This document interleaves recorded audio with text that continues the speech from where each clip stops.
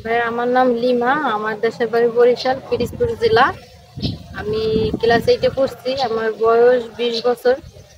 আর আমি আল্লাহর রহমতে আমার আল্লাহর কোরআন খতম দিচ্ছি। তারপরে 5 ওয়াক্ত নামাজ পড়ার চেষ্টা করি সবসময়ের জন্য। তো আপনারা দোয়া করবেন যেন 5 ওয়াক্ত নামাজ পড়তে আমি হই, মানে আল্লাহ আমার তৌফিক দেয়। আপনার মাঝে আসছি যেহেতু আমার জীবনের কাহিনী অনেকবার বলছি, আবারও শুনতে চাচ্ছেন, এই কারণে আসছি যে আমি এখনো কোনো সমাধান পাই নাই।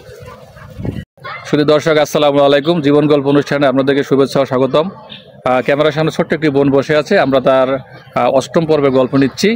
তো সরাসরি আগে চলে যাব। তার আগে দর্শক ভিডিওটি স্কিপ করে কেউ দেখবেন না, পুরো ভিডিওটি দেখা শেষ করে তারপরে যদি প্রয়োজন মনে করেন কল দিবেন। স্ক্রিনে যে নাম্বারটি আছে চ্যানেল কর্তৃপক্ষের নাম্বার, এই নাম্বারে ইমো এবং হোয়াটসঅ্যাপ আছে। আপুটির একটি ভিডিও থেকে ছবি তুলে আমাদেরকে পাঠিয়ে ভয়েস দিয়ে রাখবেন, তথ্য জানা থাকলে আমরা জানাবো। সমাধানটা পাই, এই কারণে আপনার কাছে আবার আসলাম। তো আমার যখন বয়স 8 বছর তখন আমার মা মারা যায়, তার 3-4 বছর পরে আমার বাবা মারা যায়। আমি সৎমার কাছে বড় হই। যখন আমার 12 বছর বয়স তখন আমার বিয়ে হয়। আমার স্বামীর ঘরে অনেকটা ভালোই ছিলাম, কিন্তু বিয়ের 9 বছর পরে একটু গ্যাঞ্জাম হয় যে আমার কোনো সন্তানাদি হয় না, কোনো ছেলে মেয়ে নাই। এই কারণে গ্যাঞ্জাম হয়। পরে অনেক অত্যাচার করে আমার শ্বশুর শাশুড়ি জামাই সবাই মিলে।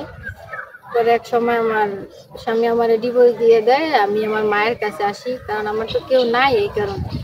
কিন্তু আমার মা আমার ঘরে তুললো না, ঘরেতে বাইর করে দিল। পরে আমার পাশের বাড়ির এক বোন ছিল, আমার ঢাকায় পড়ে যাইতাম, ঢাকায় আসলাম।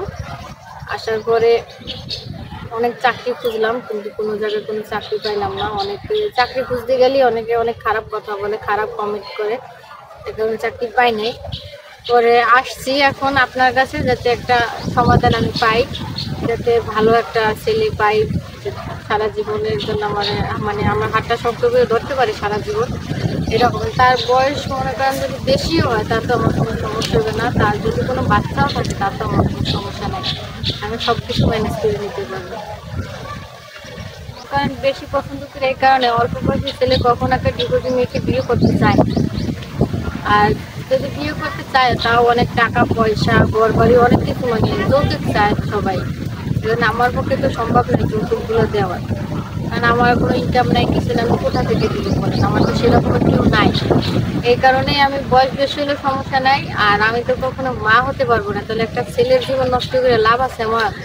এখন তারও তো মনে হয়েছে বাবা ডাক শুনতে, এখন আমার পক্ষে সম্ভব হইতেছে না। এখন যদি আর একটা বিয়ে করে বাবা হতে পারে তাহলে শুনছি মেয়ে দেখবে, মানে মেয়ে দেখার কথাবার্তা চলে, কিন্তু বিয়ে করছে কিনা এখনো বলতে পারি না। যে ডিস্ট্রিক্টের হোক, ভালো হয়, সে আমার সবকিছু জানিয়ে শুনে যদি আমার বিয়ে করে তাহলে সমস্যা নেই, সে যে জায়গায় থাকুক না। কিন্তু গার্মেন্টসে গেটে গেলে যারা উপর লেভেলে কাজ করে তারা বলে তাদের একটু সময় দাও। আমি ক্লাস 8 অব্দি পড়ছি, 8-এ মানে আমার সার্টিফিকেট নাই, এই কারণে আমি চাকরি নিতে পারতেছি। বুঝতেই পারতেছি অল্প বয়সে মা মারা গেছে, তারপর বাবা মারা গেছে, কি এমন আছে এখন বই যাবো কি করবো জানি না। যদি আপনার একটু দয়া হয়, আপনার এই জায়গায় যদি থাকার ব্যবস্থা করে দেন তাহলে একটু উপকার।